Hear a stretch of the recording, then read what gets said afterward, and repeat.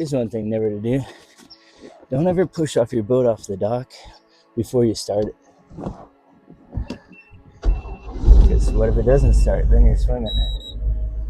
So, anyhow, what we're going to do is just kind of show you how these boats work. So the one thing with towboats is almost all of them rotate the same direction, with the exception of some of the older nautiques. And so what happens is these boats all have rudders on them and a fixed shaft. So you're directing thrust, forward thrust, from the water, from the propeller coming over the rudder. So what happens in reverse, the water is going forward and doesn't encounter the rudder at all. So you have nothing but prop torque to turn you. So always dock on the right-hand side, on the driver's side. So as you can see, the boat's going to pivot this way. So we're in a full left turn right now, coming at the dock. When I hit reverse, it's going to slow the boat's forward momentum, turn the back end to continue that turn that we're doing. And then I'm not touching the wheel at all because we're in a full log turn. And then we're just going to come approach the dock. As you come close to it, you can hit reverse. But so you need to have forward momentum, to hit reverse. Otherwise, you're going to pull yourself away from the dock. So just a lot of neutral, real slow, and it's easy. When you're pulling away from the dock, don't ever turn full away from the dock, because what will happen is this. You watch the back of the boat hitting the dock right now. It's like pushing a shopping cart backwards, right? Like if you're against a wall and you try to turn out, you're just going to keep hitting it. I don't know if that's a good analogy or not, but I mean, I can turn left turns inside of this small area, no problem, all day long. If I try right turns, it'll be a disaster, because what you're doing is you're counteracting that turn every time you put that boat in reverse. So I'll get out here where I think you can see me.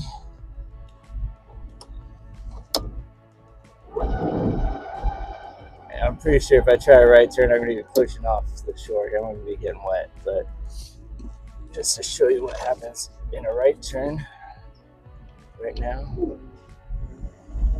So we have that same forward turn radius, but when I hit reverse, it stops this momentum and it counteracts my turn. So I'm going to have to do 1,000-point turn to try to do it, versus like hitting reverse twice. And that's just no good. And then also when I'm docking, I'm pulling the boat away from the dock. So I mean, you could still do this.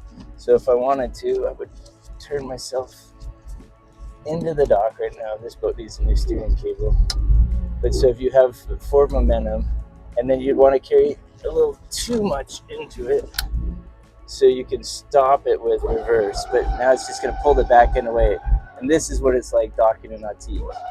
It's like pull it up to the right side. So now you'll see how much more control when I dock on the starboard side. That noise in reverse is normal for the ski boats too. So if you're looking at one for the first time, so just come in at like a 30 or 40 degree angle. As you're about to hit the dock, you're just in reverse. Give a little bit more if you need to, and then the boat will just lay up right against the dock. It's pretty straightforward. If you have a wave shaping device like a wedge or something like that, definitely put it up, because you lose so much maneuverability by having that wedge down. So as we're against the dock, you just want to pull straight away from the dock, so you don't bang on the back corner. And just always remember, you're steering with the back of the boat. But so if you're going too far forward, you just put a little bit more reverse. If you're going back too much, you stop reverse. Let neutral do its thing. I'm in full left lock turn right now. So as we're getting a little close to that dock, I want to pull it away a little bit. So I'll just hold reverse a little bit longer. Let it drift. There's no wind or tide or current or anything right now, so there's no other outside factors acting on this boat, which makes it, that's the ideal time to practice and learn. And if I could give one other piece of advice, don't try and learn at the launch ramp, and don't try and teach your spouse at the launch ramp. Backing up the trailer or docking the boat is such a stressful time, and I'd say in like 20 years of the boat business, we did a lot of used boats. It was kind of like our thing. And the majority of the reason that people were selling their boats was because of lack of use. And a lot of times the lack of use came from the stress because they didn't properly train or teach their spouse like how to work the trailer or back of the boat or trailer the boat or whatever. But everybody should have their role. So just bump the dock, which is fine. Just anticipate that now coming off the dock a little bit. I'll just bump it forward, and we're good. So I'll show you, just watch the back of the boat. Hopefully you can see it here. We're pretty well aligned with the dock, but as I hit reverse, the back end's gonna come into the dock. So without momentum towards the dock, it's gonna pull you away from it. So it's a lot of it's just getting the feel for what the boat, how it behaves. And but if you're coming up to a dock, one of the easiest ways to do it is if you come straight at that dock and turn last minute.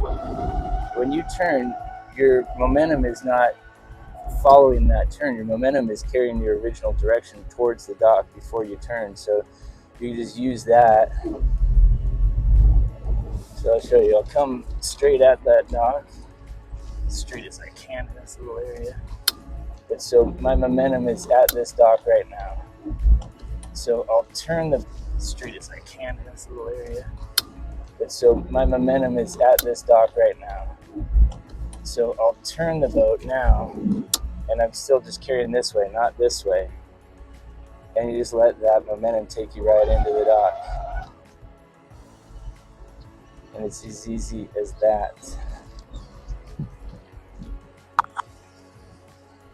You come in too much speed, it'll bounce off. But always have your fenders out too. And please always put them away. It's like the worst thing. If you're cruising down the lake with your fenders hanging out, yeah, don't do that. Don't be that guy. That's it. This is the Malibu XTI. I'll make a video on this boat, why I love this boat so much.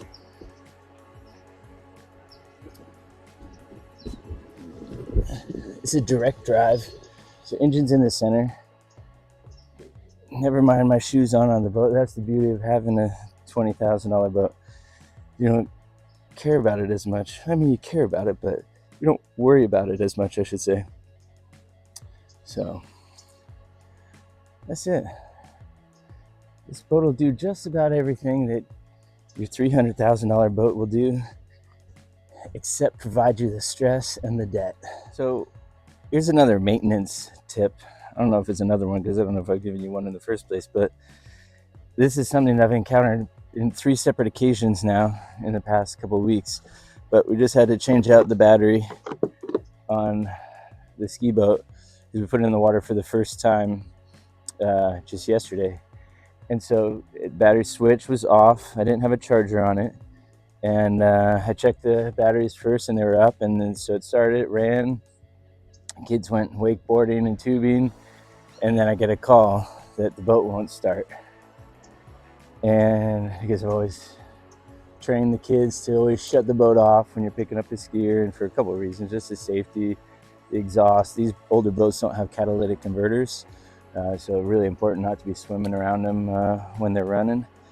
And but also for the time, like I said earlier, is that about half the hours on all these boats is idle time. So the value in the boat a lot of times sits in the hours. So you keep the hours down and you can save yourself 10 or 15 or 20 hours a season if you shut off the engine. So but anyhow, the boat wouldn't start. So had him switch over, check the first thing you do. What do you do when the boat doesn't start?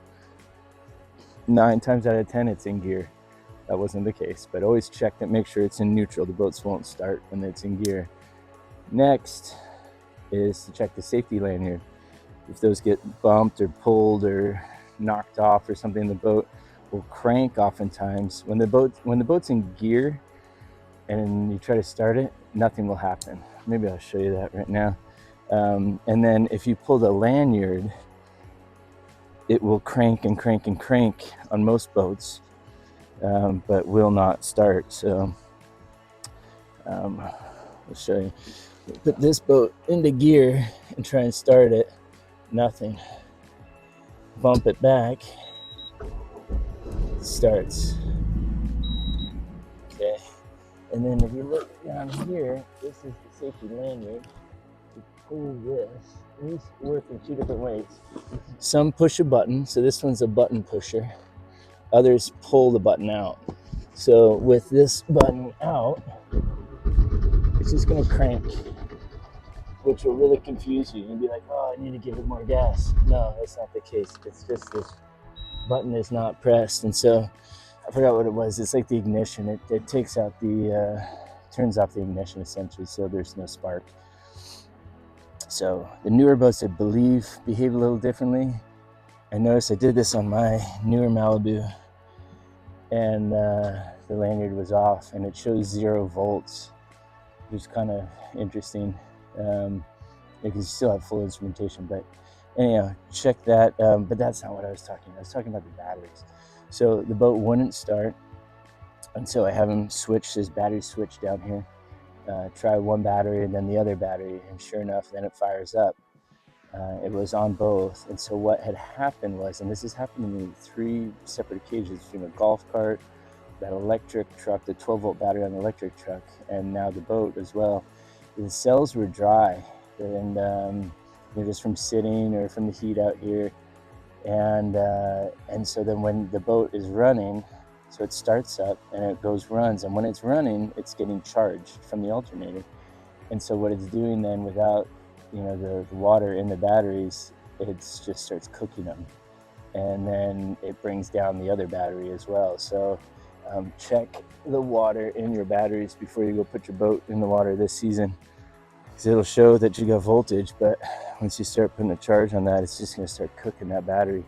You can feel it, the heat on the battery, and you can smell it as well. So just be careful of that, and save yourself a day. Always run your boat too before you go take it to the lake. And if you're going to run it out of the water, make sure you put earmuffs on a stern drive, or you put the Fake-A-Lake on the towboat, which is just, it looks like a toilet plunger. There's a little clamshell underneath the boat. Don't confuse that with your ballast intake, because on some of the boats those look the same. But then it's a toilet plunger with an adjustable leg that goes up into the to the hull, and then the water attaches to that, and so it makes it think that it's in the water.